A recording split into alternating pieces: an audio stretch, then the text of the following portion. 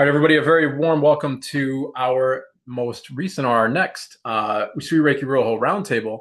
And in this conversation, we're going to be looking at best practices within the practice of Reiki. Now, to open this conversation, I wanted to start with a couple of identifiers throughout the conversation. When I say Reiki, personally, this is in my personal practice. When I say Reiki, what I'm referring to is Usui Reiki Ryoho. And the reason behind that is because Reiki has become kind of an umbrella term for so many different aspects of quote unquote energy healing or metaphysical practices in this kind of environment. And to me, I think that that is a little bit misleading because we are taking a practice that was first described by Usui Sensei about 102 years ago now with a very set protocol. And that term was called Reiki. And now we have so many different iterations and changes and branches and forks in the road and so on, but they're all still calling themselves Reiki as well. And I don't think that that is I don't think that that is accurate. One thing that I talk about with my students and why I teach like this is, I'm an Ashtanga yogi as well. I teach Ashtanga yoga, and Ashtanga is a very set sequence of practices. So I couldn't take those set sequences of practices, all of the different asana within Ashtanga, and then modify those and change those and rearrange everything and add my own take to it, and then still call that Ashtanga yoga. You can still call it yoga. It can still be within the framework of that. So these other things can be energy healing, they can be whatever, but to use the word Reiki from this conversation's perspective, I'm talking about Usui Reiki Ryoho. All right. So I want to jump in right away and turn the floor over here actually to everybody. If you have any questions, we're looking at Reiki best practices. We're looking at things like trauma-informed approaches to Reiki. These are just some of the comments that I've put in the chat and in the event.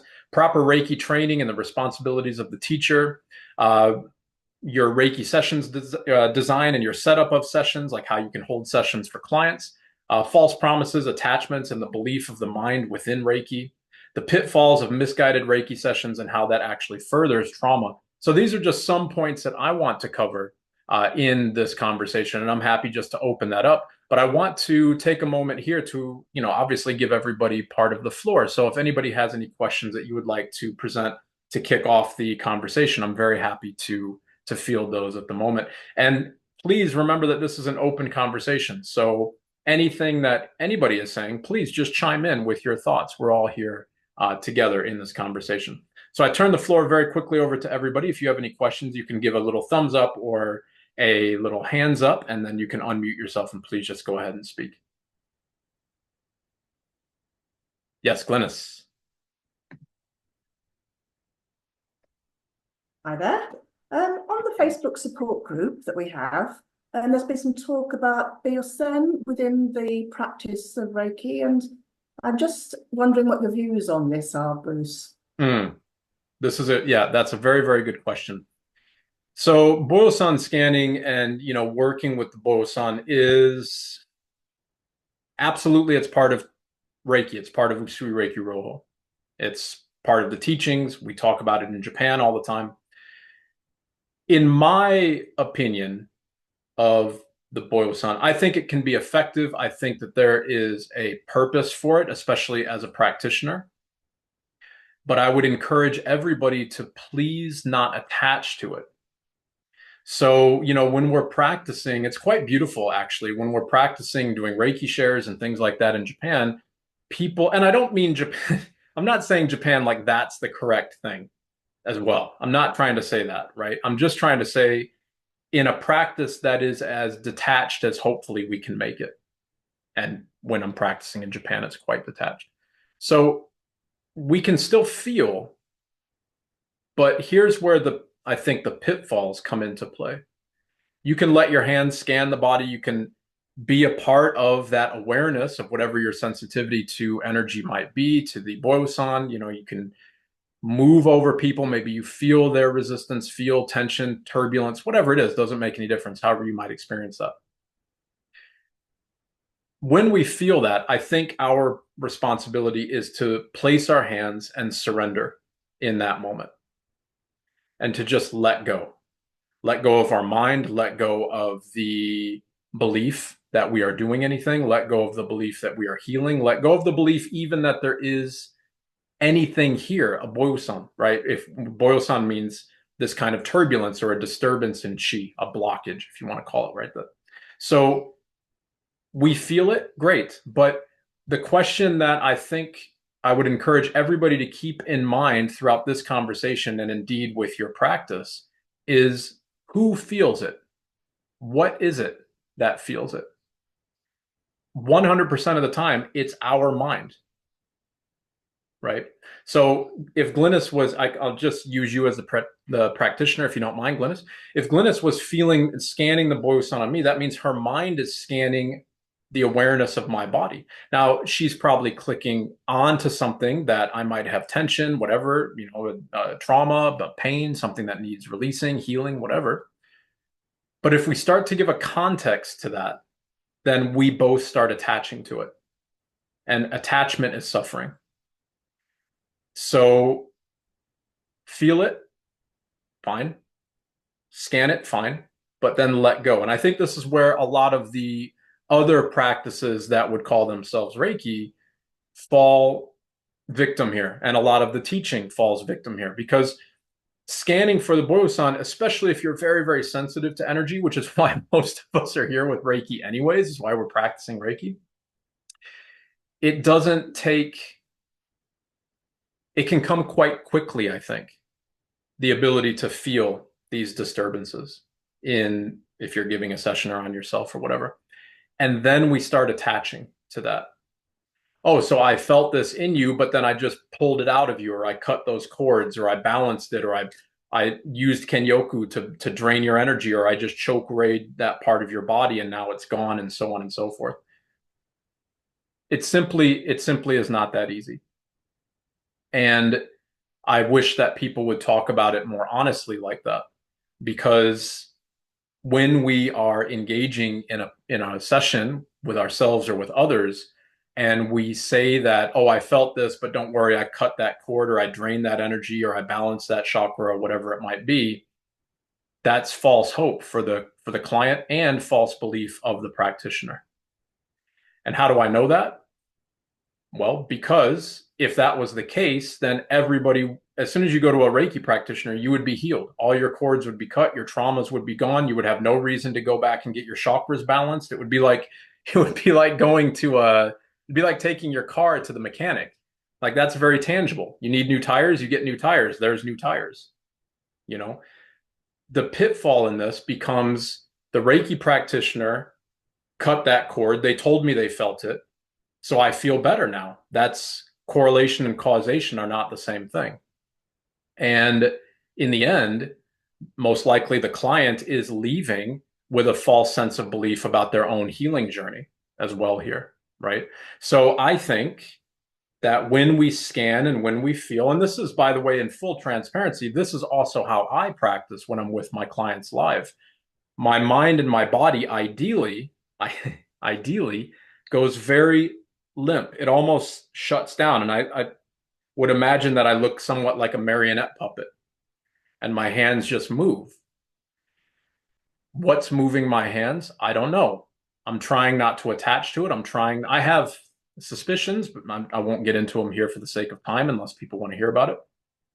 But when my hands are moving to an area, this is like scanning the boson, then we just remain there until it's gone. There's no reason to communicate that to the client. There's no reason to say, oh, I felt this in you, but I cleaned it, I removed it, I did all these types of magical things.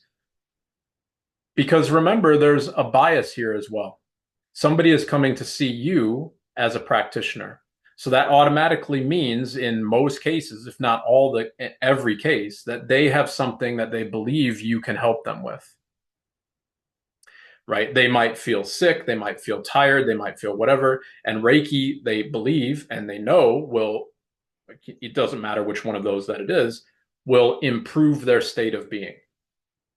So you're the one, and this is where I think other practices really, again, miss the mark. there's a hierarchy here. You're the Reiki healer. So you're the one that's going to heal me, right? That's why I'm paying a session to you, right? So you're going to heal me. So you're going to cut my cords and do all these types of things. It's not that simple because nobody can heal the client except the client. And this is what I love so much about Usui Reiki Rojo because it demands that everybody turn inside. If we look at the all of the tenets and all of the lineage and all of the understandings and the trainings of Usui Reiki Rojo, everything is a singular internal journey. It has nothing to do with the external world. So even when our hands are on somebody else and we're holding a client for somebody else, we still need to work on the nature of our mind because our mind is the thing that is recognizing the boyosan. If our mind is quiet, then there's no boyosan. And if that's the case, then that person, by reflection, should also be feeling relief because that thing that you felt is no longer there. I hope that helps a little bit. This is a super important question, Glynis. Thank you for kicking it off with this. It's really an important one. Thank you for your answer. I really appreciate that. Does that help? Is there anything else that anybody would like to add to that or any thoughts? I think there were some comments in the questions here. Let me see. Yes, Clayton, thank you. Thank you. It's always the client doing the healing. Again, this is what I think is one of the big differentiators and why I wanted to open this conversation by what I'm calling Reiki. Reiki is a practice of ourselves. And so we can't do that to anybody else. We can't balance anything. We can't cut cords. We can't remove entities and demons and use charged crystals and all of this superstitious stuff that I think is weighing down the practice of Reiki. It's not me being overly critical on it. What I'm saying is all of these things end up becoming dead ends because they're crutches. They're all aspects of the belief of the mind and of the self. If you can cut the cords for me, then that means I don't have to do the work, right? So please, that's why I'm going to pay you. So cut all those cords, and then I'm going to believe that they're cut, but nothing's healed. So inevitably, the trauma is going to come back up. It's just going to keep recirculating. So we're actually perpetuating trauma with these types of languages. That's why in Usui Reiki Rojo, there is no talk of these types of things whatsoever. There is no talk of cutting cords, of balancing chakras, of doing anything outside of the self. Everything is inside of, from my frame of reference, Usui Reiki Rojo is a journey into myself, and everything else is a byproduct of that journey. It's so incredibly important for that because everything else, Rue, very nice to see you from the Philippines. Nice to have everybody there. I hope that you guys are enjoying the talk. Everything else, if we look at every form of attachment to the external world, then that is all a mirror of our own internal suffering. So does it mean that there's not a space for unequivocally, I believe that all of these types of languages should stop. And I believe that this is one of the reasons to have this talk. I believe that teaching should reflect that. I believe that education of Reiki practitioners should reflect that because I think this is one of the big Achilles heels of the Reiki world. For people who are already into this type of work, we won't really need to convince people, even if it's full of attachments and stories and cord cutting and all of that type of stuff. People who are receptive to such conversations won't need to be they won't need to be helped to understand why Reiki can help them. People who are skeptical, who are like, but you can't cut, like who are asking the questions that I think need to be asked. If a Reiki practitioner is coming forward by saying, I can just read your energy and balance all your chakras and do all this, well, a skeptic's going to be like, you can't do that. So this is why I don't trust or like any of this world, because the things that you say just don't make any sense. And I wish that people would have a better conversation about it because Reiki is gaining in popularity. And I think we're at an inflection point where we need to look at the practice with a lot more objectivity, honesty, and humility, So that's what I would say on scanning the boyosan. Clayton, I think you put a question up. If you don't mind, please give me the comment there in the comments if I'm missing the mark, because this is strictly from memory. So please correct me very quickly if I'm wrong on this. But I think you were asking something about like talking about the chakras or incorporating that into a session, and you wanted to know how other people do that. And it's one of the points that I wanted to raise here, because I think there's an adherence to a strict adherence to what people believe, again, are the roots of the practice. And there can quite often be a lot of animosity against the term chakra in the Reiki world, especially in the Usui Reiki Roho world. And I think that that's unfortunate. The chakras are just an expression of the nervous system, like the cardiopulmonary nerve plexi, which is literally a cluster of nerves that comes out of your spine to connect into your heart and your lungs and so on. That's anahata, your heart chakra, your sacral nerve chakra, or your nerve plexi, right? The chakras are nothing but those clusters of nerves. So when we're doing anything that is working on the nervous system, first and foremost, in many ways, which what Reiki does, these become a very convenient conversation piece to have because people can probably feel it. You know, like when we bow in Gassho, we put our hands over Anahata, the heart center. So I don't think it's inappropriate to be talking about these things in Reiki. I don't think it's inappropriate to be talking about the nadis. I think that was in your question as well, or the meridians. These are all yogic terms in many ways, like the chakras and the nadis. These are all coming from traditional yoga. The nadis very, very quickly is Ida and then Pingala. Ida nadi and Pingala nadi, they end here at the nostrils, and they roughly go up through the eyes, back down the head, down the body. And for men, roughly speaking, to the testes. For women, roughly speaking, to the ovaries. And it's, in a yogic terminology, it's the feminine side is the left and the masculine side is the right. Okay, but we do that with Joshin Kokyo Ho, the spirit and soul cleansing breath. We breathe from the nostrils, we focus on the nostrils and breathe down into the hara, or the lower dantian.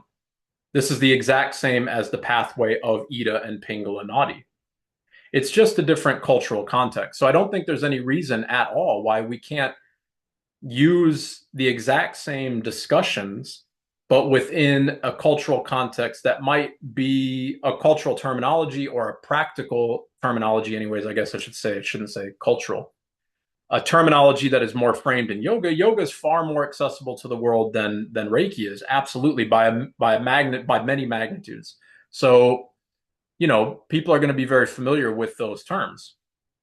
And I don't think there's anything wrong with that. I think the precarious space here becomes when people are saying, like, I'm going to balance your chakras or your meridians or your nadis or whatever. You know, our hand placements are on the meridians, our hand placements are on the chakras. And then it would be up to the person to relax. It would be up to the person to surrender, to try to cultivate a neutral mind and a quiet body, which is what Ansen Ritsumei is, which is the meaning of Reiki. And if they do that, then there's no chakra to balance. There's no meridian to unblock. There's no nadi that is, you know, has resistance within it, because you're simply letting go. And then your body is flowing normally. It's moving, right? And it's releasing tension, trauma, muscle fatigue, whatever it might be. You know, and if people have a difficult time with that, you can't say the chakras, you can't talk about the chakras or whatever.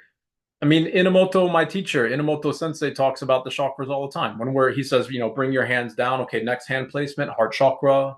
You know, so it would be, I would like to see people in the West who are like, you can't say that at all. It's not, has no part with Reiki whatsoever. And then be in Japan and then hear it talked about freely without any type of attachments or beliefs. It's simply just a part of us. That's it.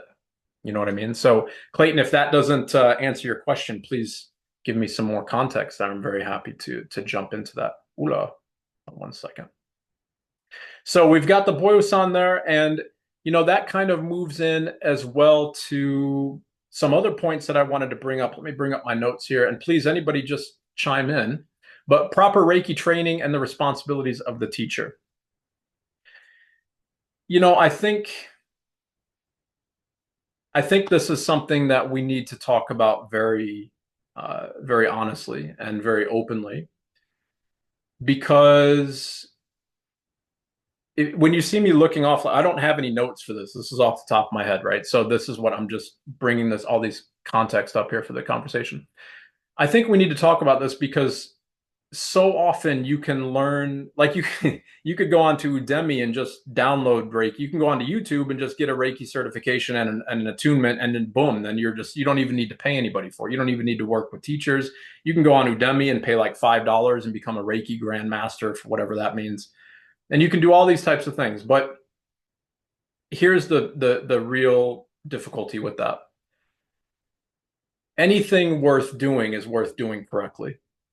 And if we're going to invest in a practice that is, we might believe that Reiki is a healing modality. We might believe that Reiki has the ability to, work on the external world and heal clients and do all that type of stuff.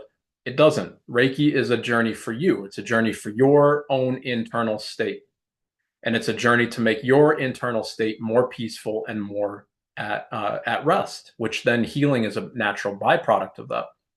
And who doesn't want that? Who doesn't want to be living less stress and with less attachments and less suffering and all of those types of things? And the problem is, if Reiki is taught, like level 1 and level 2 on a Saturday and Sunday, for instance, and this is in my most recent video on my YouTube channel, that person is brand new to Reiki on Friday. They've never even heard about it. The only thing that they know on Friday is that tomorrow they're starting a class. I'm just giving a very general discussion here, right? But on Friday, they're starting a class.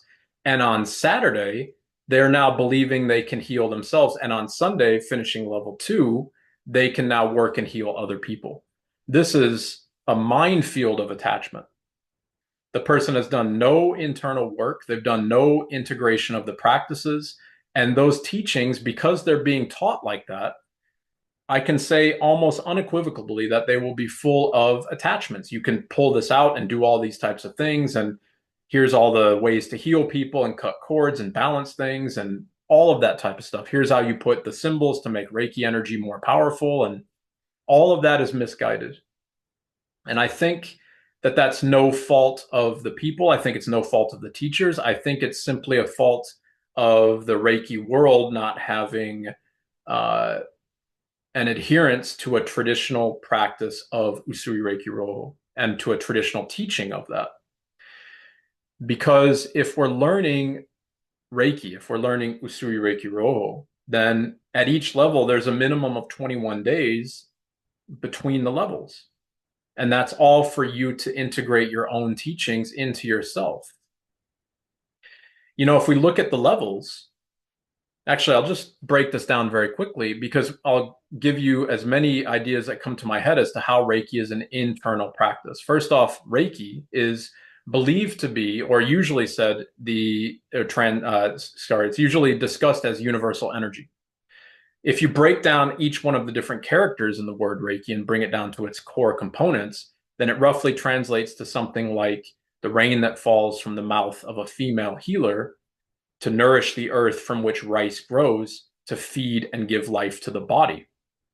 So now all of a sudden, we're talking about a flow of energy or a recognition of this circular flow of energy just within the frame of reference of the self. We're not looking at the external world at all. And we're viewing that the energy that is in us is part and parcel of this universal energy. And then if we look at the title of Reiki, Shinshin Kaizen Usui Reiki Roho, this means the continual improvement method of the mind and then the body that was first described by Usui Sensei. And so whose mind? Well, it has to be my mind. I'm the only one that can continually improve my mind, which means make it quieter, and then my body will follow. And then if we look at the tenets of the practice of Reiki, the 3 core tenets of the practice, it is first the precepts at morning and evening. Second, it is daily self-treatment. And then third, it's the reiju or the attunement. All of that is on me. It's from my perspective. It's not about healing other people. It's not about an external practice. And then, we can continue. The precepts are just from my frame of reference. The hand placements are on me. They're from my frame of reference.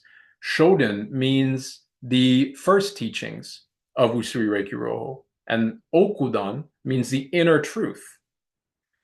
So there's an abundance of direction to show us that Reiki is an internal practice. But when it's taught that we can use, chokure to balance the energy of the room or to do things onto the external world or cut cords or do all that type of stuff, then that means that we are looking at it as an external practice. And from the external world lies all of our attachments, and that's all of our suffering.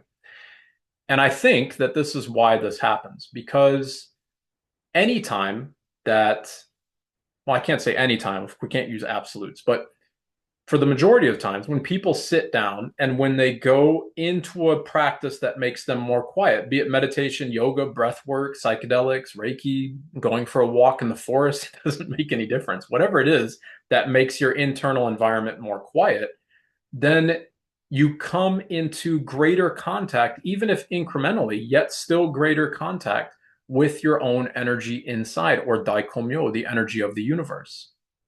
And that presents itself in ways that might seem metaphysical, like the clairs, like connections to the past or your past lives, or the ability to channel angels or whatever it might be.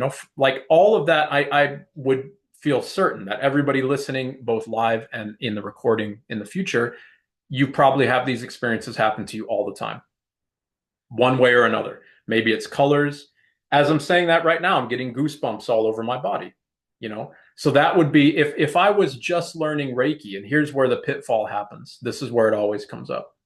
If that was brand new to me and I was doing my practice at level 1 at Shoden, and I was like, wow, teacher, look, I'm getting goosebumps everywhere. Yeah, exactly. That's because I'm teaching you Reiki and you were just attuned to Reiki. So I opened you up and now you have the ability to feel all of this. So I did that to you. These are very precarious conversations to have because it fills the belief that energy can be opened up. It fills the belief that the teacher has kind of access to an ability that the student doesn't have, and they're opening them up. Now, of course, what we do with teaching is we share the knowledge of the practice.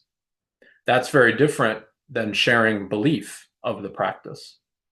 And so I think what happens is when you couple a practice that can be learned very quickly without any oversight or any rigor, and has the ability or the space for individuals to start to have perhaps the first instances of, how do I want to say, quasi metaphysical experiences or extrasensory experiences, then they're going to correlate that to their attunement. And then the teacher will be, oh, of course, because I opened you up to that. I did that to you. So this becomes a feedback loop of belief, if that makes sense. And I think this is one of the very precarious states for us to be in. And why is that the case? I don't know. I hope it's simply the case that teaching, as it gets further away from the headwaters, becomes more muddied, just like with everything else in life. So seeking out teachers who are committed to the practice at the roots doesn't mean that they're studying in Japan. It doesn't mean that at all. It means that they are doing their self-practice. It means they're following the tenets of Reiki. It means they're committing to that practice without hyperbole and all this type of context of belief and all of these other things and these attachments that can come with it. It simply means that they are trying to find onsen ritsume in themselves. And that's the only thing that matters. If you find a teacher that is committed to a practice of a quiet mind and a peaceful body under all circumstances, that's not possible, of course, but I mean, that's the ideal. Then I think we can have a more robust platform for understanding Usui Reiki Roho. That, as many of you, I'm sure, are teachers, I would encourage you to keep that at the forefront. When people are asking questions about the practice, we can always ask that rhetorical question, but according to who? Who believes that? Who thinks that? What thinks that? It's always the mind. Like we hear this all the time that I don't remember who it was. I hear this stuff all the time that people can chokure their car battery and make their car start with Reiki. Like they can charge the battery of their car with. I wish it was that simple. I don't think that that's how it works. And if people can do that, then okay, I could stand corrected. But I've never seen that, and that's a pretty big statement. But that's all according to the mind of the person who's making that statement, if that makes sense. So grandiose language like this, I think, is not in the best practice of teaching Usui Reiki Roho. Yeah.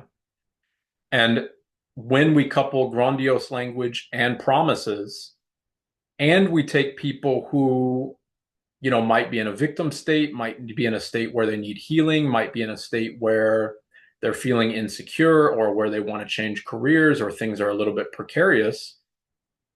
Now we're even then in that state, now we're going against best practices and we're not having a trauma informed practice either, because it really quickly can kind of blur the lines between, are you teaching a practice from the heart with sincerity, with honesty, with humility, or is it framed in belief and attachment, and that will become manipulation?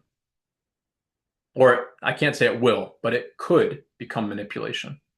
If you take somebody who is really suffering, who really needs Reiki, who really needs the belief that they can heal, I'm not saying that you crush that belief, of course, right away, but help people to find the courage and find the strength in themselves to be guided together, that they can find that stillness in themselves. Yes, Clayton, please. Yeah, speaking of trauma informed, Reiki, I think in the past you've kind of described Reiki, or sorry, trauma as resistance, and almost that like there there is no trauma, or maybe it's a story, but how do you approach that in your sessions in person or distance remote? And Yeah.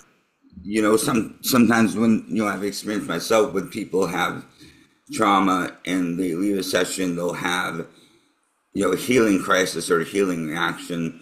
Yeah. How do you approach that? And then how do you set the expectation either at the beginning or the end of the session that, hey, you may have a reaction without using like the term healing crisis because you don't want to have fear? And then is it appropriate to say like, hey, I think it would be best for you to come back for Mm. another session or a few sessions to kind of help with that? Because that's one thing I've seen with some practitioners is that like that's why they're very. I mean, it's best practice as a business owner to get payment up front, but they really stress getting payment up front because sometimes people can leave a session, have a healing crisis, think you did something wrong to them, and be you know um, upset. So how do you approach that in a way where you're setting realistic expectations and because like I think it's as a business owner, yeah, you want repeat customers, but at the same time, I feel like as I not use it practitioner, healing practitioner, that like I want to work myself out of a job. I want to create a world in which no one actually needs to see me as a Reiki practitioner. But yeah, Yeah. that's so that. Yeah. Please keep yourself maybe unmuted here, or just chime back in right away if I'm not answering your question, because there was a number of really, really good questions there. So please just jump right in right away. All right. So, first off, this idea of trauma, it's not to trivialize trauma in any way whatsoever. We all have trauma to varying degrees, and we will continue to have trauma in this embodiment via the world of duality. We live in trauma. But trauma is framed by, again, by definition, of an attachment to the past, something that happened in the past that we're still suffering with, or we're still trying to heal, or whatever. We don't have trauma because of the future. We have worry because of the future, and we have anger because of the past. You know, so we might worry about something that could happen in the future, but that hasn't happened. You could make an argument that maybe, worry can lead to anxiety disorders and so on, like I used to have. Absolutely. But trauma itself is the residual effects of something that has already most likely happened to us. And we all have that. And at some point, the bigger traumas, of course, it's way more difficult, way exponentially more difficult to deal with this. But at some point, those traumas have to be let go of. We have to heal from them. And we heal from them by, you want to say, making peace with it, but it's really just shining the light in the darkness of that trauma, going into it in neutrality, being with it as much as you can, like in a session of traditional therapy, like with a therapist, right? You would be guided back to that moment of trauma, but from a framework where you know you're supported, where you're nurtured, where it's safe, where you know nobody is going to manipulate you or twist things or exhort things so that you are kind of then pinned down or whatever into that space, you know.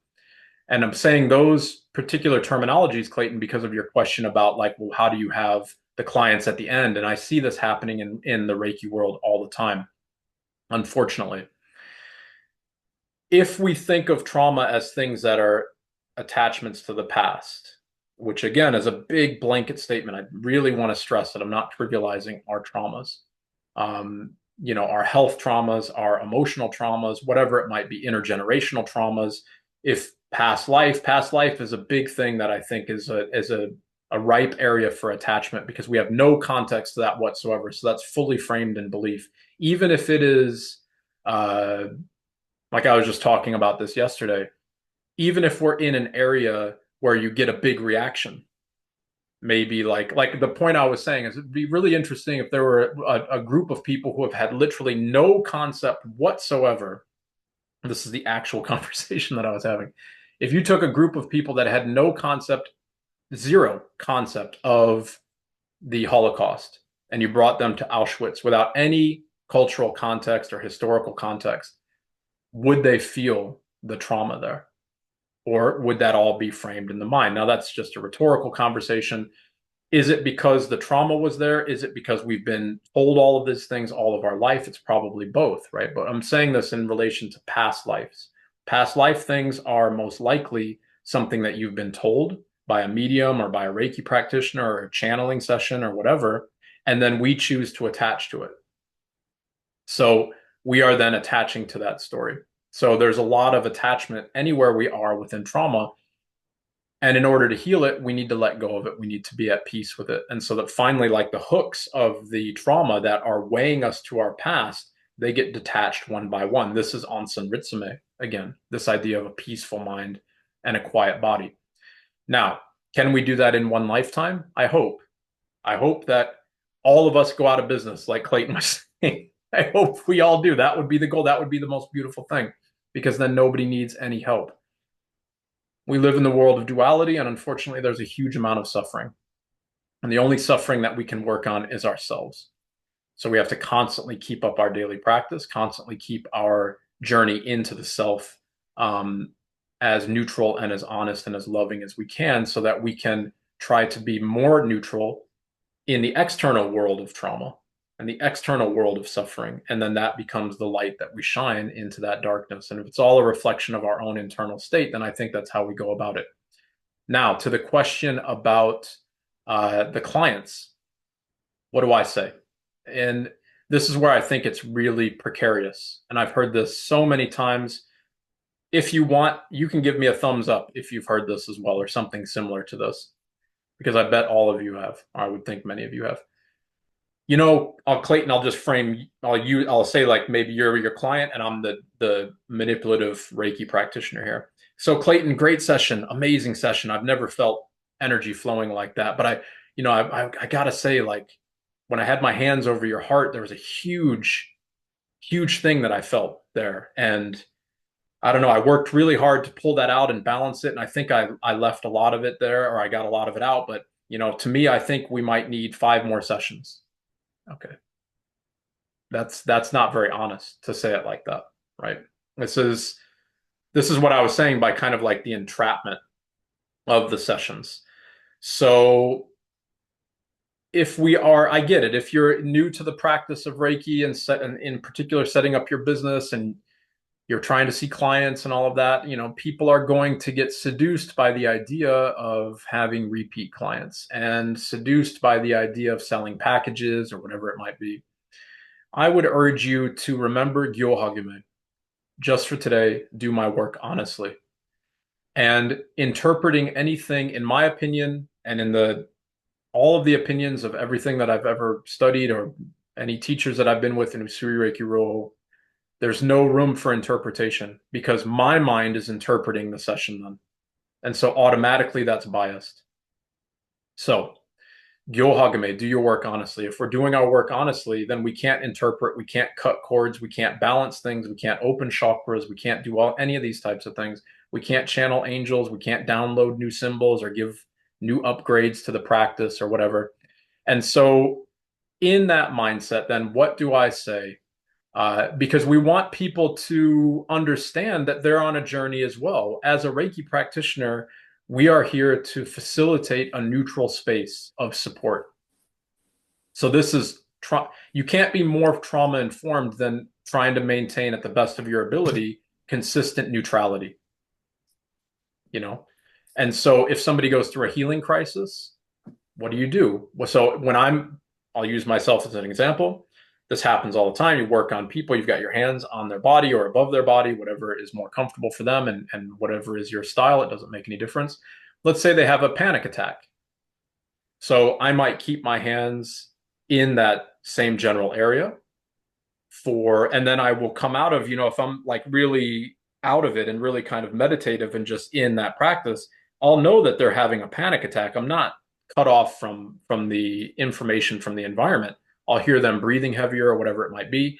I'll open my eyes and take a look and just kind of read the situation. Does it look like they are still stable? Does it look like they're still not in an uncontrollable or unfamiliar or how do I want to say precarious position or precarious space? Then I might just keep my hands exactly there. I'm not going to move them or anything. So Clayton, if you were there, if you were on the table, I'll just use your name if you don't mind as kind of the client. So I would just say something like, Clayton, how you doing? You're okay? My hands are just here on the heart. Walk me through what you're feeling.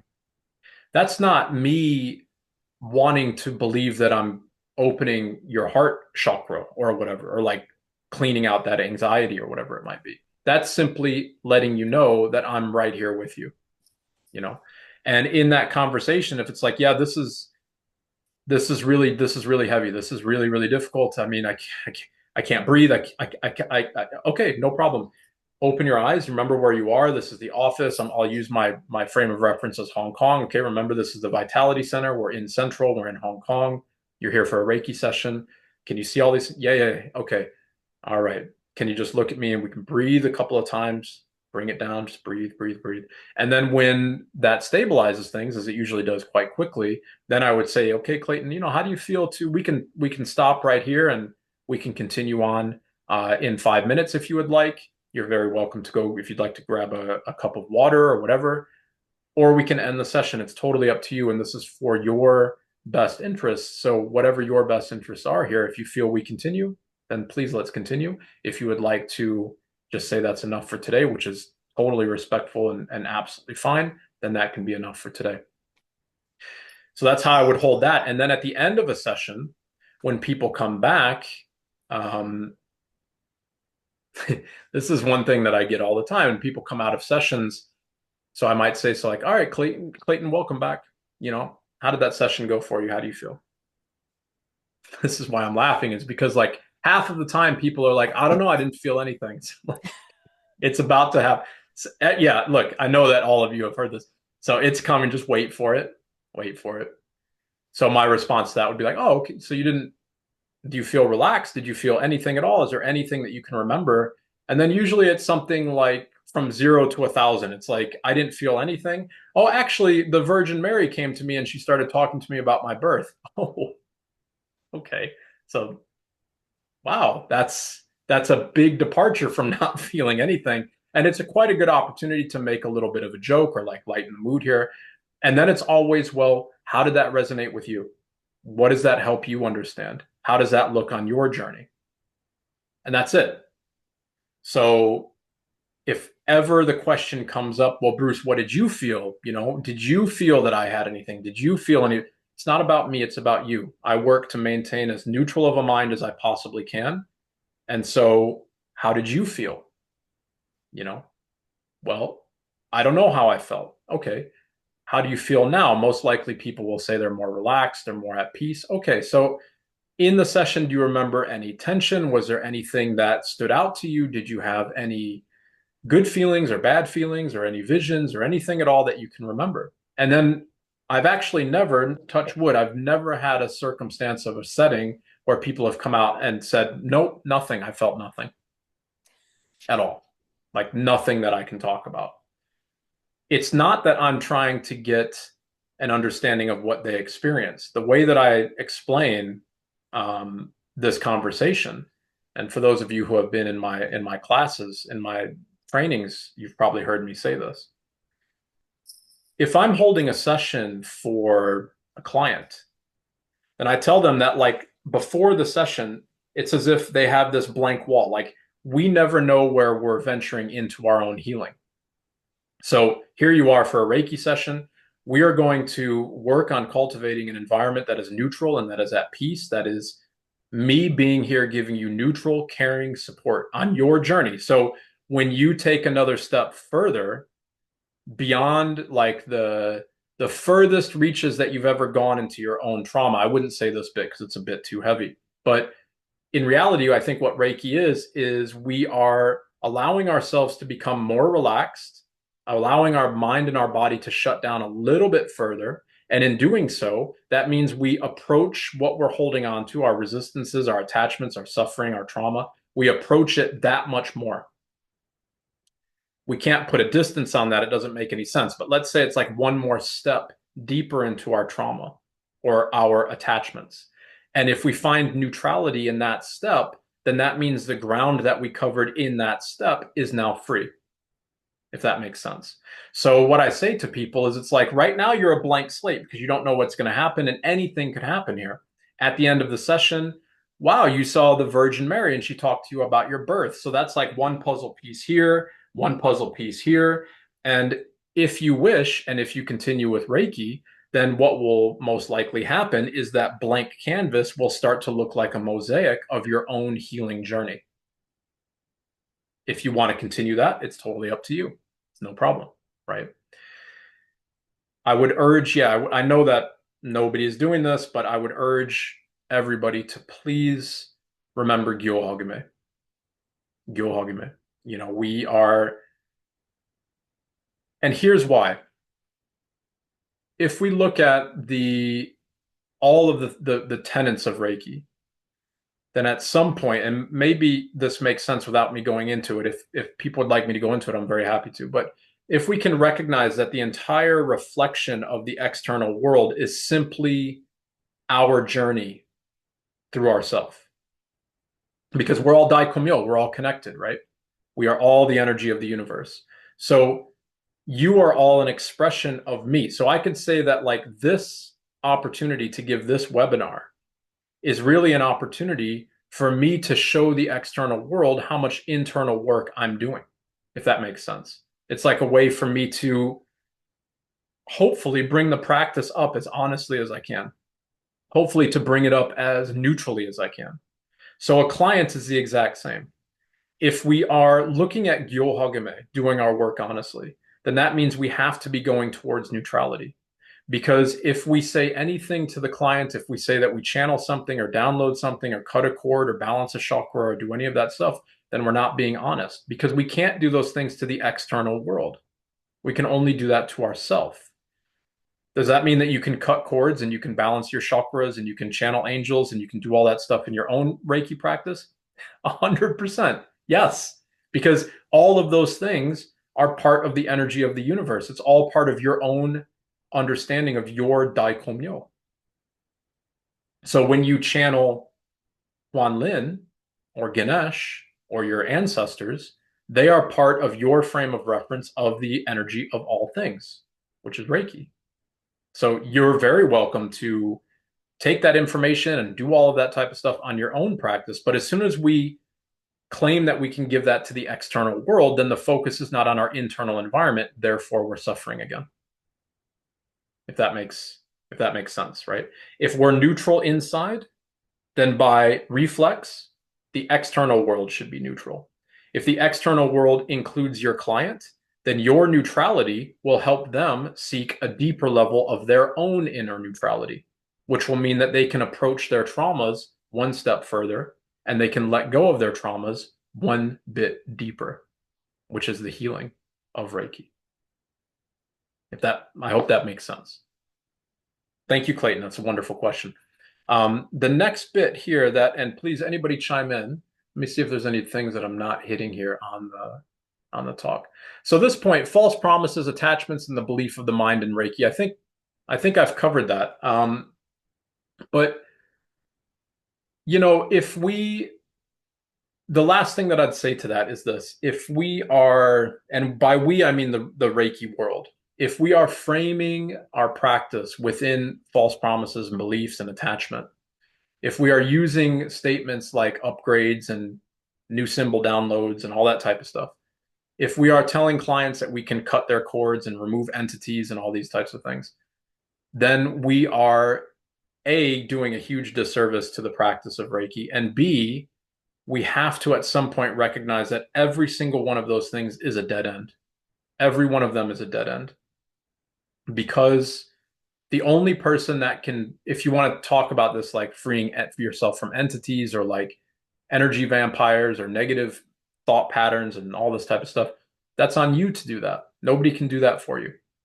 It's on you to balance your chakras. It's on you to clean out your internal space. And so Gyo here means that the practitioner and the teaching of the practice and the practice itself all needs to be honest. And honesty means free of judgment. Now, I recognize I'm saying that right after me giving a whole strew of judgment. I recognize the irony of that. I'm saying this as an encouragement to always seek neutrality in your practice, in your teachings, in the way that Reiki is taught, and the way that it's talked about. Because even if we never get to neutrality, even if we never recognize Onsen Ritsume in our lives and in our practice, if that's the direction that we go in, then when we find ourselves breaking the precepts, when we find ourselves angry or worried, when we find ourselves not teaching honestly, when we find ourselves not in compassion or not in gratitude and love and all of the beauty that the precepts show us, then we might recognize our fallacy here, our mistake, and work back towards neutrality. I think that's the beauty of the precepts. It's not that we will never get angry and we will never worry. It's not that we will always 100% of the time do our work honestly. It's not that we will always be grateful and always be kind. Of course, we will break those precepts on a daily basis because we're human. The question is, how quickly do we recognize that we're breaking them and get back to working towards a life that is cultivating the precepts, as opposed to one that is actually perpetuating an antagonistic view of the precepts. And Reiki that is framed in any belief whatsoever breaks all of the attachments. It breaks all of the precepts automatically. Any statement of Reiki that is framed in the belief of the mind of the practitioner goes against all of the precepts of Reiki. And if that's the cornerstone of our practice, the single most important aspect of Usui Reiki Ryoho is the precepts. If we break those, then we're not practicing Reiki.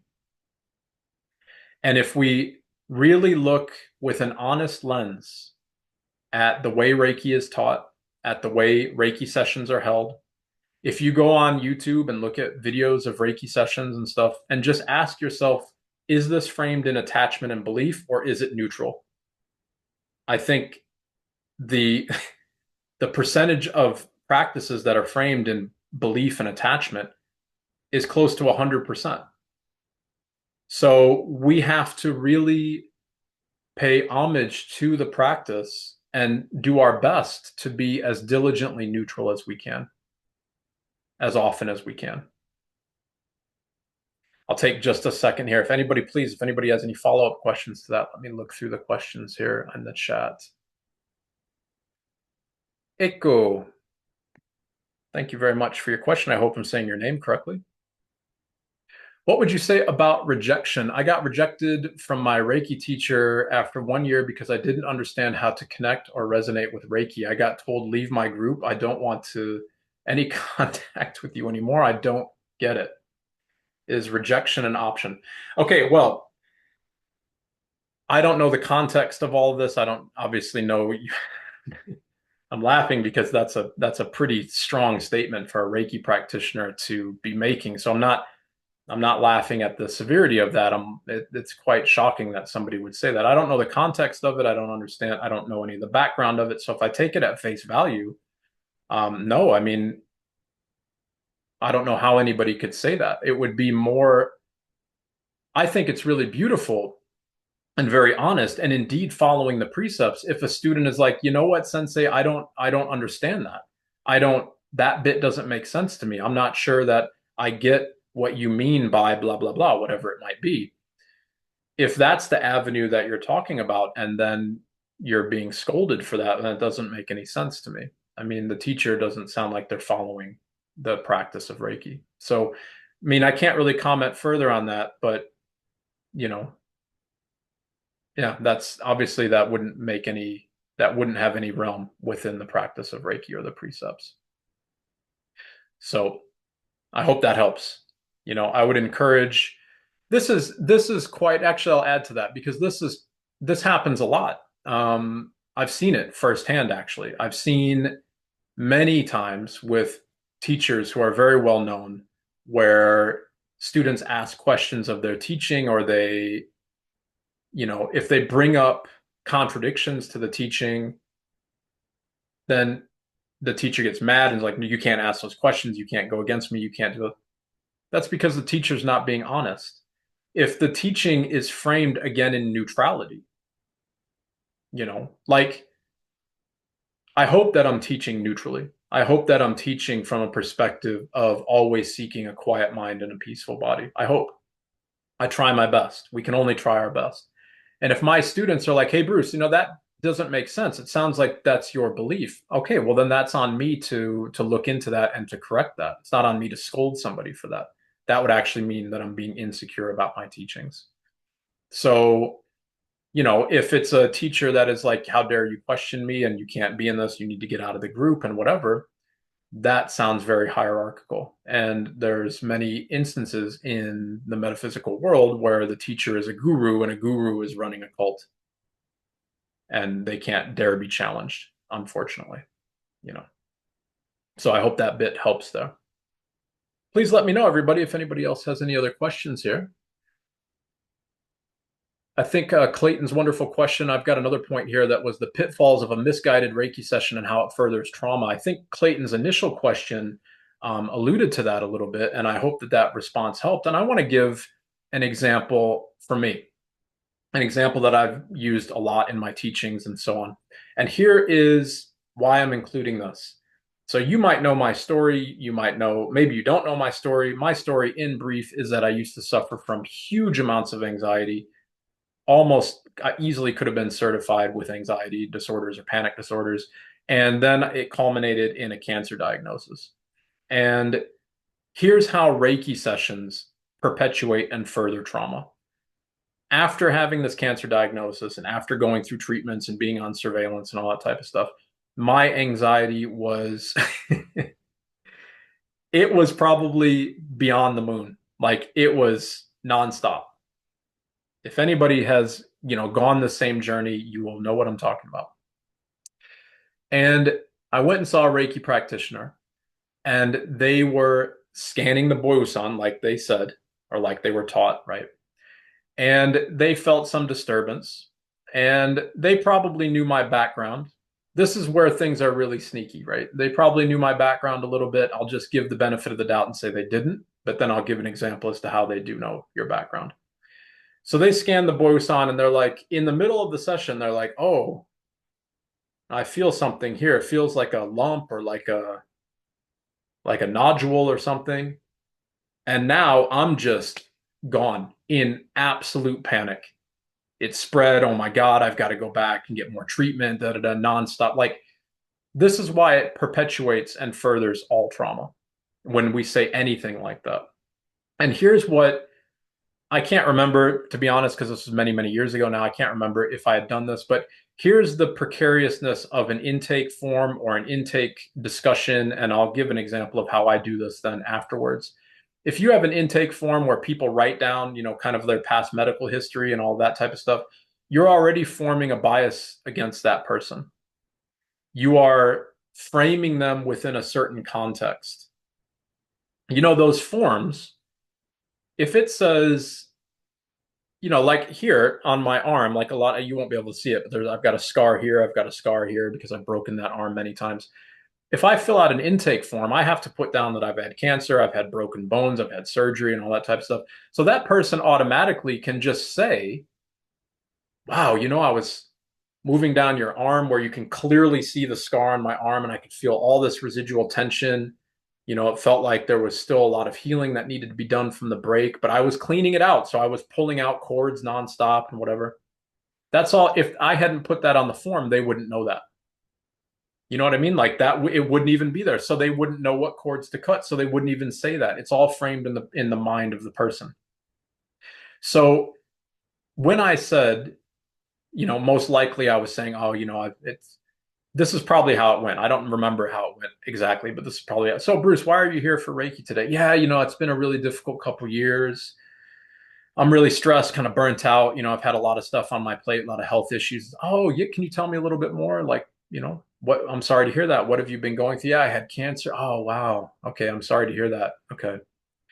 Do you mind if I ask which type of cancer? No. Why would you ask that? There's no reason for you to know that. You know what I mean? Like that's even more specific because then most likely they're going to be on that part of the body. And then it's going to be, oh, but you know, I felt it there, but I pulled out even more heat or trauma or whatever it might be. The only thing that all of that is going to do is further my suffering. I can't think of any way where it wouldn't, right? Even if I feel relief, let's say that I felt some relief from the session, it's not going to be long lasting. It's only going to be temporary. And then I'm going to be right back into it. So now I might be even closing the door on Reiki itself because what the session promised didn't happen. Now, on the contrary, if the practitioner had had a neutral approach, then that would mean that I have anxiety. I had this health issue. I have this history that I'm carrying with me. And through the neutrality of this session, that neutrality gave me the courage to go a little bit deeper into it and relieve more of that attachment. See, we don't need to frame that context and that journey in any discussion whatsoever, right? So if you're in a place where you have to do an intake form, maybe you work at a center like I do in Hong Kong, maybe you are in the United States, which is where I'm from Chicago, and the US is incredibly, for everybody who's in the US, you'll know what I'm talking about. It's incredibly litigious. There's loopholes and hurdles and everything that you have to jump through so that you don't get sued and all that type of stuff. So if you do have to take intake forms, how do we take an intake form with Onsen Ritsume as our practice, with a neutral mind as our practice? Don't attach to what they write on the form. Hold a neutral space. It doesn't mean that you're blasé about their suffering. It doesn't mean any of that. It means that you're not attaching to their story, right? You're not attaching to the belief of the reason why they think they're here for the session. You are there to hold neutral space for them in that session. So if the information on the intake form is, if you know that in your mind that's going to make you attach, and here's what I mean by attach. Oh, your intake form, and I'm not saying this out loud, by the way, but oh, on your intake form, Glynis, it said that you had dislocated your finger last week. Okay, so now when I'm going to make sure that I go to that hand, that's me attaching, right? Automatically, we should in my opinion, and in the practice of Usui Reiki Ryo, we should let go of all of those understandings. If we go back to like Clayton's statement about the meridians and the nadis and all the things that Reiki works on in the body, and if we use that example of a dislocated finger, okay, maybe the inflammation and the immediate point of trauma is in the dislocated finger, but there's a meridian or many meridians that run in that one part of the body. And so that meridian, or from like a Chinese medicine perspective, that can be worked on through many, many different points on the body. It doesn't have to be on the exact point of trauma. So if we focus on one thing where we know that that's the point of trauma, it's different if there's like a serious, like, look, my ankle is inflamed and it really hurts. Can you hold Reiki there? I don't even know that I would do that, because if the client can do that, the student can do that, that's fine. If I'm holding it there, many of you have probably felt this, like Clayton's point, you have a healing crisis. That might actually make the pain worse as the body heals, as it lets go of inflammation. And you might not have the ability to understand if the pain is getting worse. They might be embarrassed to tell you that. They might be ashamed to say it. They might not want to break their session and so on, right? And that brings me back to one of the questions from Clayton as well about that healing crisis. If people are having a healing crisis, the healing crises, I think, in my opinion, are a result of letting go of further attachments. All of that baggage that we've been holding, imagine like you're dragging that trauma with you all your life. So you've been wearing this backpack of trauma. Your back, I'm making a metaphor, but your back is bent by it. Your muscles are overcompensating. You take the backpack off, and now all of a sudden that weight's not there. So your body has to readjust, and it's going to hurt when you go against all of the compensation that has been there for an entire lifetime of trying to repress that trauma. So how do we resolve that healing crisis? Well, you simply say to people, I think anyways, that you simply remind them that Reiki can do no harm, and this is your body healing. So go home, just relax. Most likely, at least this is what I've noticed, and this I think really reassures clients. If you go back to the example that I was saying about the anxiety in the body during a session, maybe they have a panic attack or whatever. When those things happen with my clients, I might say something like, well, Clayton, do you feel that now? Is it happening to you as we're talking right now? I have never had a person where they're like, yeah, it's still happening right now, and it's actually worse. As soon as the session has concluded, they have overcome that little hurdle that they were trying to work through, and it's gone. An example that I give in my teachings is, at least to me, this is one of the ways that I was getting over my anxiety, is I started to notice that when I wasn't thinking about my anxiety, I was just kind of like flatline Bruce, like I was just, there I am. Okay. And then as soon as something would make me be anxious, it would skyrocket, and then I would be anxious Bruce, and then it would just drop off.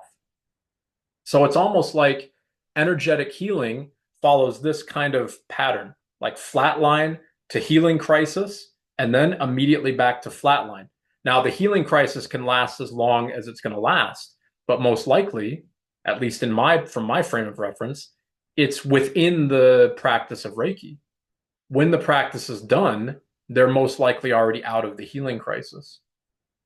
Now, I'm not saying that that is 100% factual. It's only what I've seen, so that's very different to the onset and healing of a virus or an illness. That is almost parabolic, usually, like physical trauma is usually parabolic.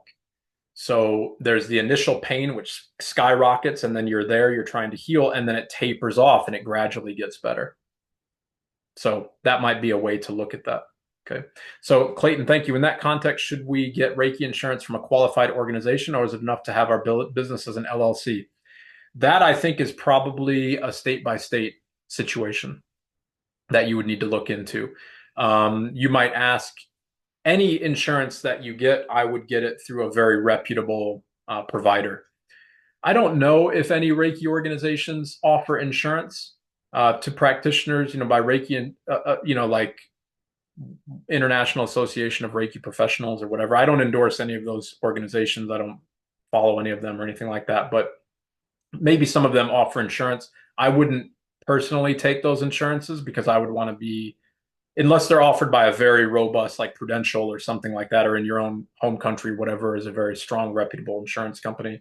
But on a state-by-state basis is how you'd have to look at that in the United States. All right. All right. Well, I've done a lot of talking here. Let me see if I've got anything else that I wanted to cover. Reiki session design and setup. And please, if anybody has any questions anytime, let me know. So a Reiki session, then, what do? I welcome people in to the center in Hong Kong, or when I'm seeing them privately. I don't look at the intake form, so I would set that aside. And I would say something like, Andreas, very nice to have you here. What brings you in for Reiki today? This is if Andreas is brand new to me. Okay, if you've never been in a session with me before. What brings you in for Reiki today? Now, he might say a number of things, and I know that somebody might be like, but earlier you were saying you don't want to hear any of this. Why are you saying that? I'm not listening. Hold on. That sounds really callous.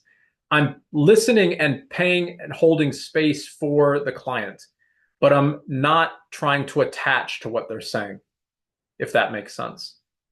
Welcome, Andreas. So nice to have you here for this session today. Please let me know what brings you in for Reiki today, right? This is to create an environment where everybody knows that they're safe, where they can trust, where they can relax. But if he's saying, I dislocated my thumb the other day, I would like you to work on that. Okay. Well, in the session, it's a full body treatment.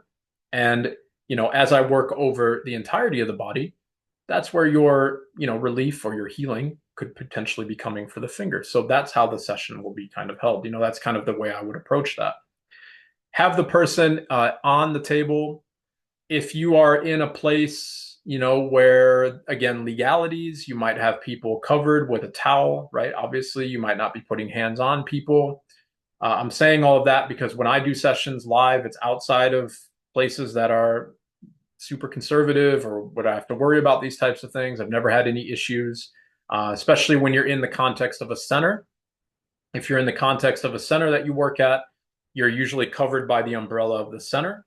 So there's going to be a lot of those issues of touch or all these types of things are most likely not going to be a problem simply because of the context of the center. Now, obviously, you're doing your work honestly and without any type of blurred lines or anything like that. And that's another thing that I would really encourage people to make sure that you are maintaining at all times are your boundaries. Absolutely maintain your boundaries. I think a lot of practices that call themselves Reiki get this wildly incorrect. And people are very happy to overstep boundaries and act like this, have the savior complex. And that is just perpetuating suffering. So, what do I mean by that? I mean, not sharing information on your personal life, not sharing information on your family life, on what you're doing. You want to be as neutral as absolutely possible to the person. You can't have a neutral session if that person is constantly wondering about your personal life. And they're in reality, they shouldn't be wondering about your personal life. They shouldn't be even thinking about that. They should only be thinking about those. They would only be thinking about those things if you have already crossed boundaries and exposed too much about yourself. So no photos of your family, no photos of you on vacation, no photos of you in your office that make you look like a person outside of this moment right now, to put it very bluntly. No photos of the Buddha, no photos of the chakras, no photos of Christ, no photos of anything at all that can give somebody a context to something other than neutrality. And the example that I give, people might be like, wow, it's really too harsh. Why can't you do that or whatever? If you think of the nicest hotel that you can possibly think of, that might be the Ritz-Carlton, the Four Seasons, a five-star hotel in your locality, whatever it might be. If you go to their spa and you get a massage at their spa, there's not going to be pictures of the Buddha. There won't, I hope not anyways, there won't be pictures of Christ. There won't be pictures of your practitioner on the beach. There won't be any of that. The only thing that there will be is soft, neutral tones, quiet, neutral music, a neutral temperature so that you can let go. That's the type of environment that I think we need to maintain in our Reiki sessions. Everything is set up consciously so that the person can go further into themselves. So if you're wearing jewelry, be conscious of your jewelry.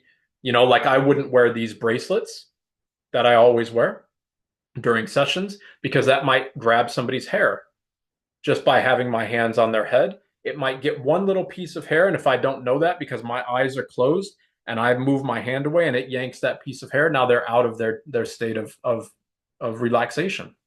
They're out of their depth of neutrality, even if just for a minute.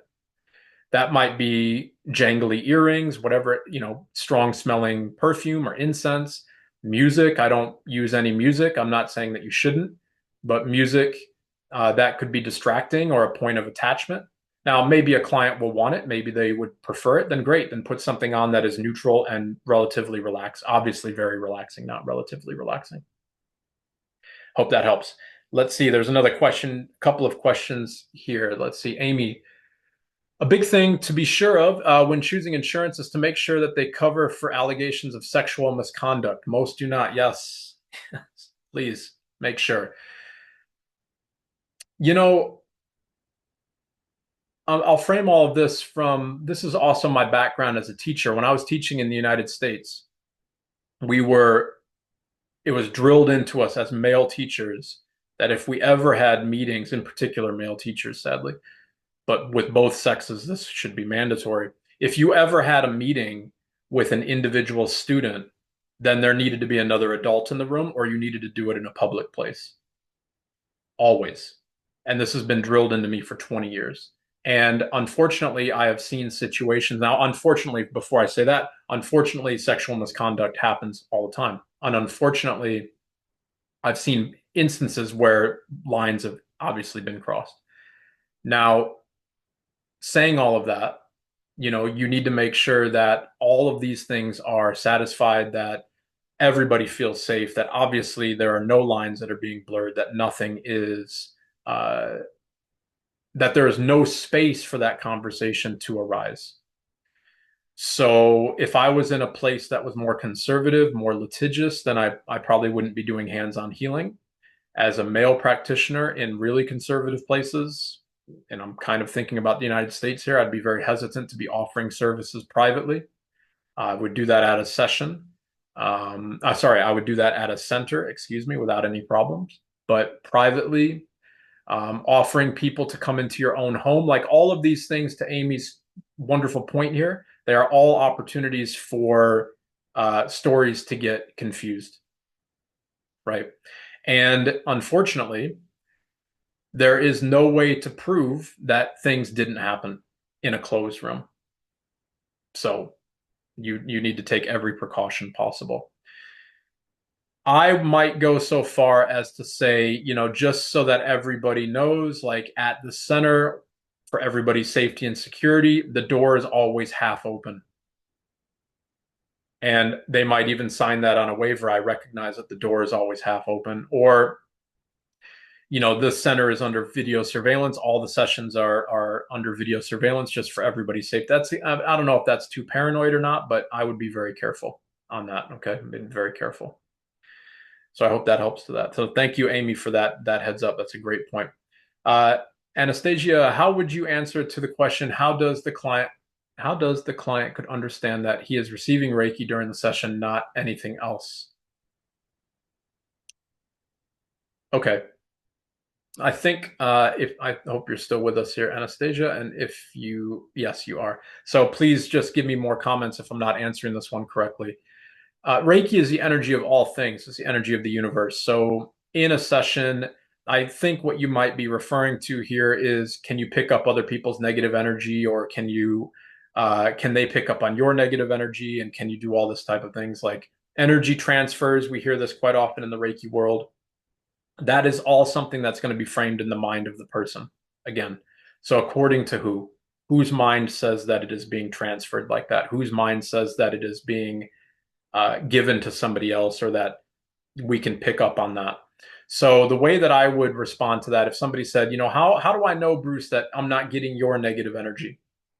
Then I would say, well, I work via my personal practice with Reiki and my professional practice with Reiki to constantly try to cultivate stillness in my mind and my body. And during our sessions, that's my aim, is to be as neutral and still as I possibly can.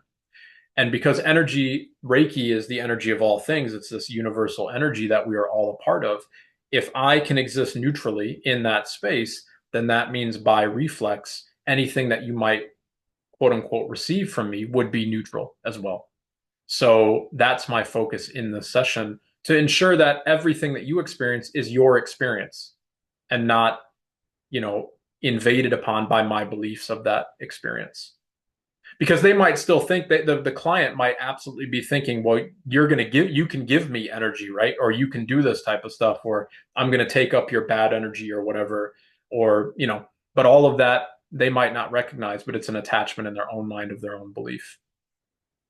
They might have heard that from their Reiki teachers. I hear this all the time. And, again, I would wonder how people don't stop to think very, very basically what they're actually saying. And I bet many of you have heard this as well. Like after each session, we need to use Kenyoku to clean the table, and we need to clean ourselves of all the energy that we just had. That's first off, to me, that's a horribly a horribly negative way to frame the person who you just saw for a treatment. It's essentially saying that your energy is clean and they're dirty, and you need to get rid of their filth that they brought into your office because you're this pure Reiki practitioner and they're not. That that doesn't make any sense. Kenyoku can't wash clean the energy of a bed because the energy of a bed is already neutral. It's our mind that believes it's not. It's our mind that is saying they were there and they had a healing crisis and I don't want to be attached to that. So let me just use Kenyoku and now it's cleared. Now that's it.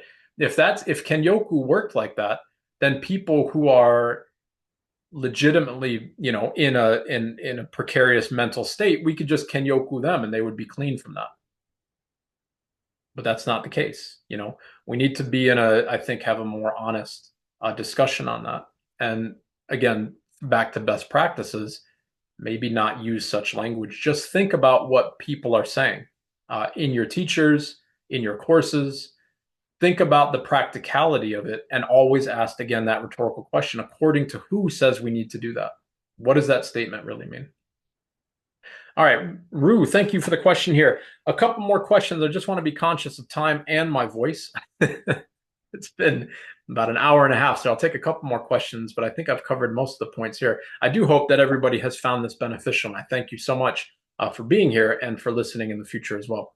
So, Rue, do we have to explain step by step why our hands are moving above, so the area or the chakra to the client or whatever we see or sense, or should we just be quiet? I think, first off, thank you. That's a great question. And I think that the best thing that we can do is to be quiet. Now, that's not always the correct thing to do, mind you, but the best thing that we can do is to be quiet, because that will mean that I am able to be more quiet, which means I am able to let go of this idea that Bruce is doing anything, even if it's a sneaky idea of me being the Reiki practitioner and whatever. If I can let that go, then I'm recognizing more of my own Daikomyo. If they can sink deeper into their own state of relaxation, then they can recognize more of their own Daikomyo. And together, we cultivate neutrality. And in that neutrality, we both heal. Now, a person might be scared. They might not want, I've had this many, many, many times. I've had this with kids. I've had this with adults, where they are not maybe comfortable with closing their eyes. They're not comfortable with touch. They have anxiety. They have fears. They see negative things when they close their eyes. People don't want to look inside. They don't want to go in. All of that type of stuff I've had, and that's fine. So in that case, what I would say to the person is, by all means, please just have your eyes open so you can see that there's nothing crazy happening here. There's no mysticism. There's no witchcraft. If you follow a specific religion, maybe the person is very nervous because they think Reiki is outside of their religious practice. I can promise you, if you have a fill in the blank religious person coming in, fill in whatever religion you want, doesn't make any difference. If they are taking that first precarious step into seeing you as a Reiki practitioner, and they've been told by almost every religion out there that Reiki is the antithesis of their religion, there's no space for it, and da da da da. Okay, if they open their eyes and they see you doing all this stuff and doing all this and doing pulling and blowing, and they're going to think that you're possessing them. They're going to think that you're doing all these things and then the concerns that they've heard in their religion have now just been justified by your attachments to the practice, most likely by the mysticism of your practice or the metaphysical attachments of your practice. So again, neutrality is the best way to go here. If they keep their eyes open, I might say something like, Rue, absolutely. If you'd like to keep your eyes open in the session, you are more than welcome to. For me, I stay quiet unless you have something that you would like to talk about, or if you have a question, you can ask me that at any time. But just letting you know, throughout the session, my eyes will be closed. My hands will be just hovering above the body or with gentle touch as you prefer. And I will stay quiet. But if there's anything that is uncomfortable or that you are experiencing or that is new to you or whatever, or if you just simply like to talk, then I'm very happy to be there for that as well. And I have absolutely had people that run their mouth the whole session And that's simply where they are. This is not, this is actually, to me, an incredibly beautiful position, because the person has taken a big step towards looking inside. And the next step will be actually looking inside. You know, the first big step was, damn it, I know I have to do it, but I'm definitely not ready, but I'm going to take the first step. Okay. And I need to feel that you're not going to judge me. You're not going to guide me. You're not going to interpret me. You're not going to give me false promises or download angels or do all these other types of things that I don't want to hear. I just need you to be present, because they are. This is what I'm saying about the Reiki world, and especially the Western approach to Reiki. Everybody on the table is taking their next step deeper into the place that they probably don't want to necessarily go to. The fear of the unknown is the biggest fear that we have in life.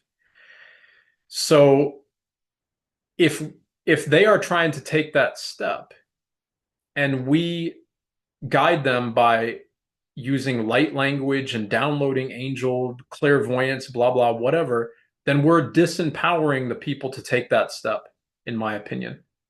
They're the ones taking the step, right? They're the ones who have to go into the darkness and face themselves. So to me, the role of a Reiki practitioner is to be the neutral hands. Imagine like your client is in front of you and they're walking into an active abyss of darkness, of trauma. I think our role as the Reiki practitioner is like, to, as a metaphor, is it's like, imagine your hands are on the back of that person for support as they take one more step. You're not pushing them. If you're channeling angels, you're pushing them. You're pushing them too fast. You're giving them false hope. You're giving them false pretense for their journey. It's their steps, one step at a time. If you cut their cords, then they didn't have to do any work, which means they didn't heal. Full stop. So when they take those steps, when it gets too dark, when it gets too heavy, when it gets too much anxiety, when it gets too scary, whatever, then your hands are the support that they can just rest back onto a little bit.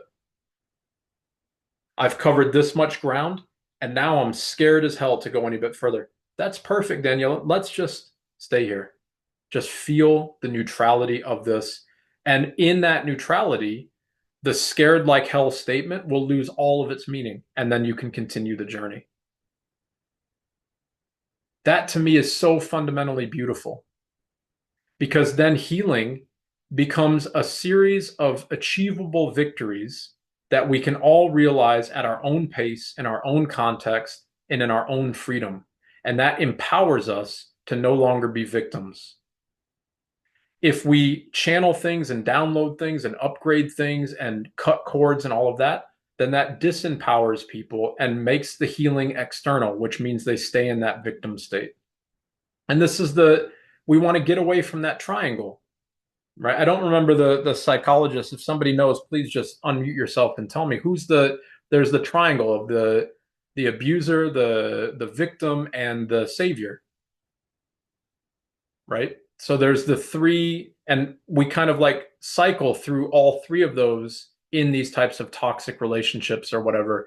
And we want to exclude ourselves from all of those states. We all go through those.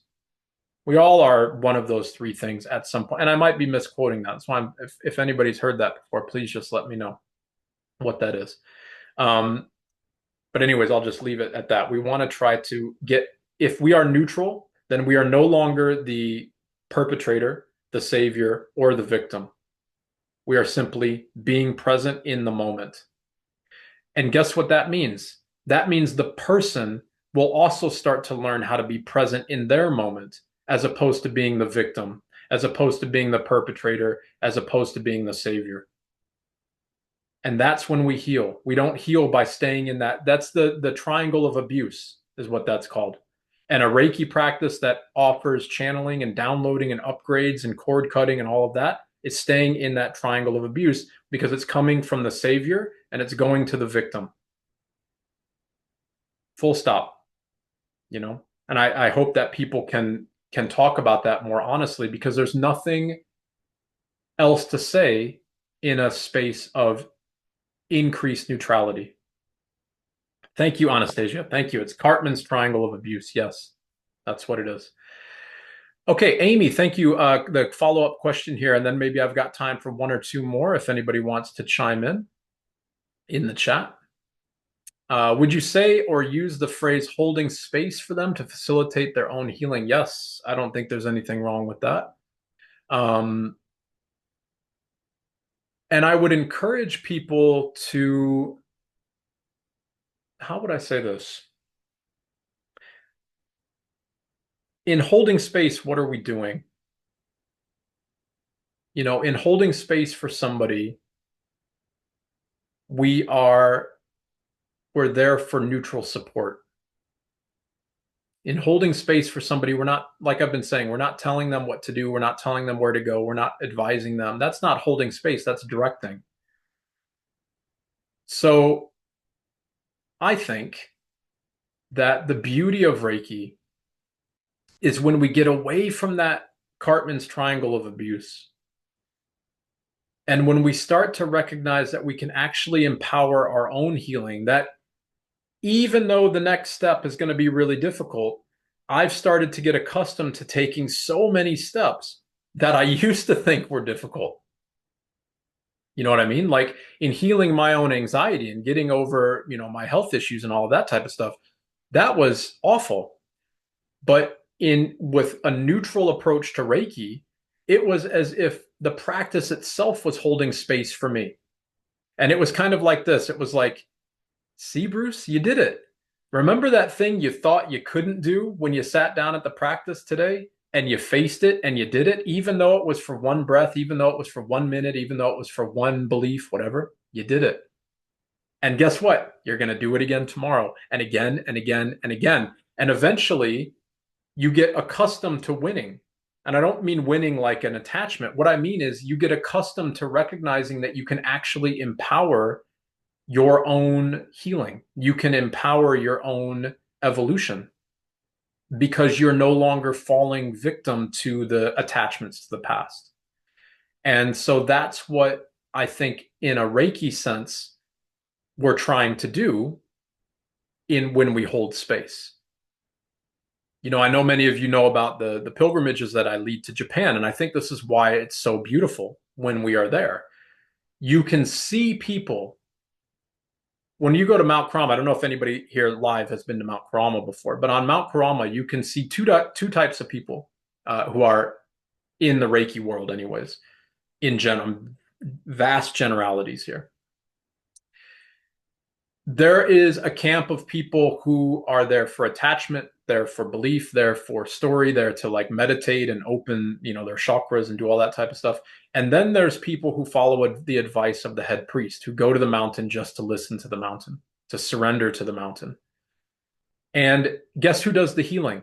The ones who surrender. When we're there on these pilgrimages, and I'm teaching this at its source, and then we go up the mountain, it's so beautiful to see because I've been on the mountain and surrendered to it in tears and in pain and in suffering. And guess who's always there to hold me and hug me and tell me, like, you know what, you did it. Good job. The mountain, not Usui Sensei, not Inamoto Sensei, my teacher. None of those things. None of that. It's the mountain silence is the hand that holds the space for me. And what I think why it's bringing a smile to my face is every single year. It's so beautiful to see because it's beautiful because it's the most courageous thing you can do. When you get to the mountain, there's always somebody who's like, I can't do it. I can't go up the mountain. I can't climb it. I can't. It's too much. I can't take another step. I can't take another step. And it's like, maybe you can't, but you came all this far. You made it this far. So how far are you willing to go? One more step, maybe just one more step, one more step, one more step. And then all of a sudden that person's leading the tour up the mountain. They get to Usui Yongen and they're like, I did it. I can't believe I did it. Yes, that's your victory. You faced yourself and realized that there was nothing really to face. It's just being a victim. And when we empower people to get out of that state, then you do that by holding space. You do that by listening, not by telling, not by directing. if we think, seriously, think about how Reiki is taught. I would urge everybody listening right now and in the future to think about how the majority of Reiki is taught. It is perpetuating the status of being a victim in many ways. And that might be harsh to say, but we can see that over and over and over again. Encourage people to seek neutrality, and then you encourage them to empower themselves and heal at their own pace, their own time, and on their own speed, in their own way. We're simply there to hold space. And by holding space neutrally for others, we follow the precepts, and therefore, by reflex, we hold increased levels of neutral space for ourselves. Because in reality, the only thing that you're doing is you're healing yourself. You're losing your own attachments. Everybody there is a mirror of your own attachment. That's what I was saying. You're all a mirror of my attachment. So I really hope that I'm trying my best to let go of my attachments. And I hope from your perspective that you can see that this conversation is a mirror of your attachments. Maybe there's things in this conversation that tick you off. Maybe there's things that strike a nerve, whatever. There you go. Why? Why is it doing that? That's maybe the questions to ask, because it's bringing it to the light that you need to shine Daikomyo on so that you can let go of those attachments, because we all want to be at peace. We all want to find the journey that Usui Sensei was taking up the mountain. He was doing that not to heal. He was doing that not to find Reiki and to make a business out of it. He was doing that to face his own attachments, to face his mortality, and to supersede his own attachments to find Onsen Ritsume, to find Satori, to find Daikomyo. And it just so happens that the story of Mount Kurama, one of the byproducts of that journey, is the ability to heal. Now, I'm not going to go into that because that's a whole nother webinar. And I've been going for an hour and 42 minutes. You've been listening to me for an hour and 42 minutes. So thank you so much for your patience, for your time, for your dedication. I really do appreciate it. Thank you, Eiko. I appreciate it. I hope I'm saying your name correctly there. Thank you to everybody who is here live. Thank you to everybody in the future who joins on to the recording. I really do appreciate it. So with that, everybody, have a wonderful continuation of your week, a wonderful start or conclusion to your day, wherever in the world you may be. Be well, everybody, and in Gassho to all, and may we all find Onsen Ritsume in our practice. Take care, everybody. Bye-bye.